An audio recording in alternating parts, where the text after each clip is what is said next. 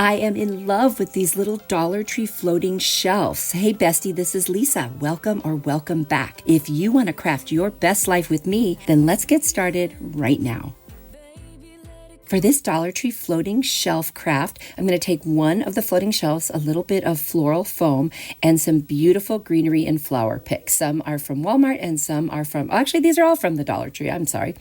Anyway, I'm going to start pulling some of the flowers off the picks eventually, but first what I'm going to do is cut a piece of the floral foam. I want like a, kind of like a moon shaped, if you will. That's what I think will work the best.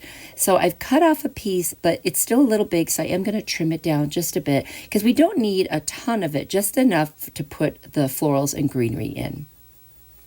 Now that I've got the piece that I want, I'm going to hot glue it right onto the top of the floating shelf, and I'm going to put the curved part towards the front.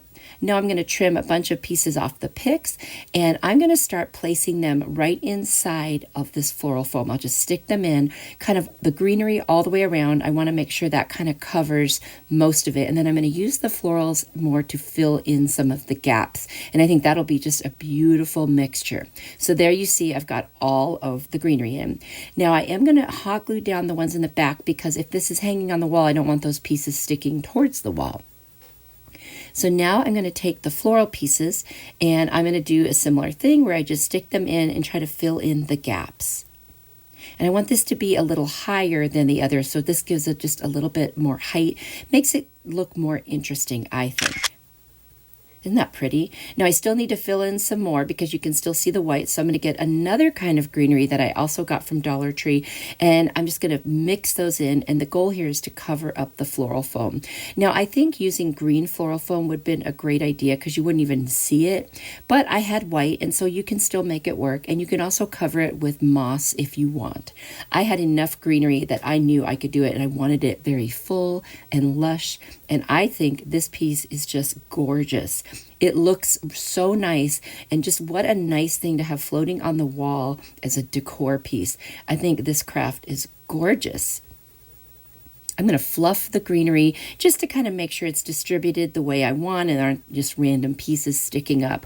And that's the fun part of doing, floral arrangements. You can make them look any way that you want. And I think this one just came out stunning. You'll have to let me know what you think.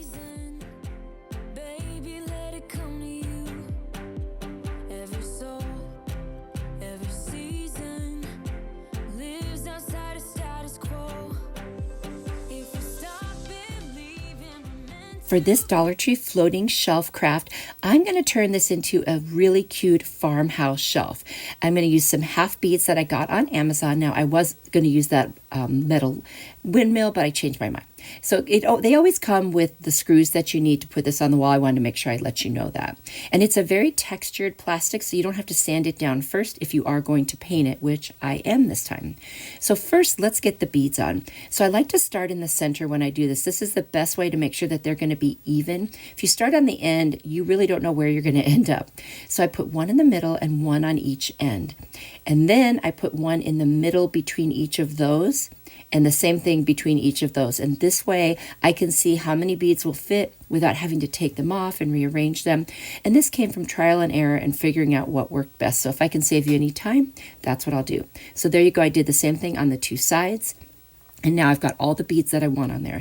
I'm going to take this Amy Howard at Home, kind of an off-white paint, and I'm going to paint it on. It doesn't have to be like super, super solid coverage because we are going to distress this. Now, I did end up covering it for the most part, but even if a little bit of the black showed, I was okay with that because of the fact that we're going to distress it. So there you go. That, there's a little bit you can't probably see on camera, but I painted everything, including a little bit on the back, which I didn't really need to. And I love the texture that the brush I used created, so it even makes it have like a little bit of a wood feel.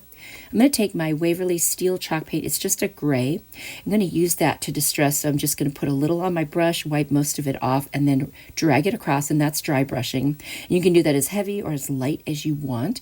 And I just wanted it to have that farmhouse distress look. I think this is turning out so beautiful. And who would ever think this was a plastic floating shelf from the Dollar Tree? So here you'll see when it's all finished being distressed. Doesn't that look so nice? I love it. You could put anything you want on this. I showed here in a moment with a candle, but just think of the possibilities. You could put florals, whatever you want, pictures, anything. I think these shelves are so versatile, and I love this one because it's so farmhouse.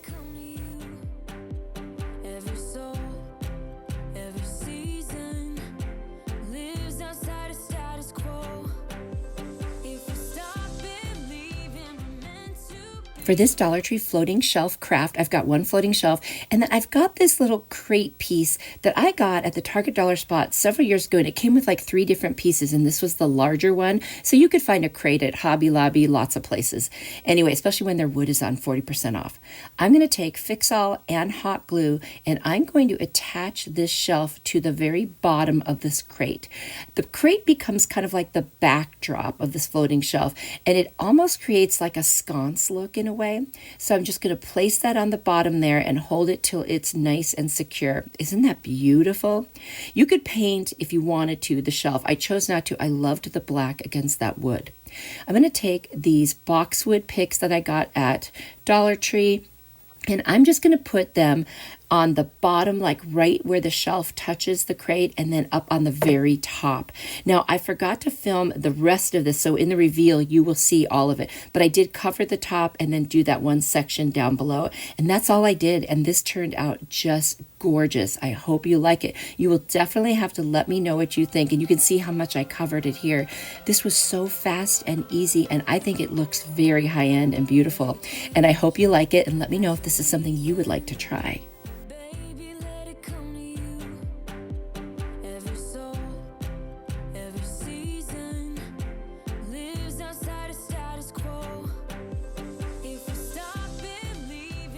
For this Dollar Tree floating shelf craft, I'm going to take 2 of the floating shelves. And then I've got this metal ribbon from the Dollar Tree. I had just enough left to fit this. It was amazing. I'm also going to use some ribbon, which I'll show you in a minute. So what I'm going to do is I'm going to take the 2 shelves and I'm going to put the 2 bottoms together. I'm going to use a combination of Fix-All adhesive and hot glue to glue this together. I love the look. It becomes almost a riser, but you could still use it as a floating shelf because, of course, the holes are still on the back. So it's a really nice flexible piece, but I think even as a riser, this would be gorgeous. So again, I'm adding the combination of the 2 adhesives on here, so this will hold really, really well. I'm going to place that piece right on top, make sure it's nice and even, and you can see here how it is attached. I'm going to first take this lace ribbon from Dollar Tree, and I'm just going to glue it right over that seam. We want to get rid of the seam because there's no reason we need to see that, and this will poke through that metal ribbon. I've done this before, and I think it looks so beautiful to see it poking through, and this creates a really pretty kind of a farmhouse look, which I think is so beautiful, but it also could go with other types of decor, so I think it's flexible enough. It's not like strictly farmhouse. So I'm just going to cut off the end and hot glue the pieces around the back. That way, they're nice and secure. Next, I'm going to take that metal ribbon. I love that metal ribbon. It is a little sharp, so you do have to be careful when you're handling it. And I'm just going to hot glue that on in several places and make sure it's very well adhered. I love how flexible it is, so you can bend it, straighten it, make it fit exactly the way you want, and that's a really nice thing about it. It's not easy to find, I got to be honest with you. I have to travel around to a lot of Dollar Trees to find it, but if you ever do, grab it because it will come in handy, and I've loved using it when I have. Look how beautiful that is to put that over the lace ribbon. Honestly, it just has such a nice look. Now, when we get to the 2 sides, there's a little excess there, and I did try to clip off as much as I could, but there's still little sharp pieces. So what I did was I pushed them down with the nippers. I just bent them over so that there's no sharp edges sticking out. So that's how I solved that problem. I could have, if my piece had been longer, I could have just wrapped it all the way around, but that's all I had left this time. Anyway, it worked out fine. It's not sharp on the edges anymore, and look how beautiful that is. Honestly, I love the versatility of this one. I think it's so pretty, and I'm so glad that I had enough of these to be able to put 2 together. Let me know what you think.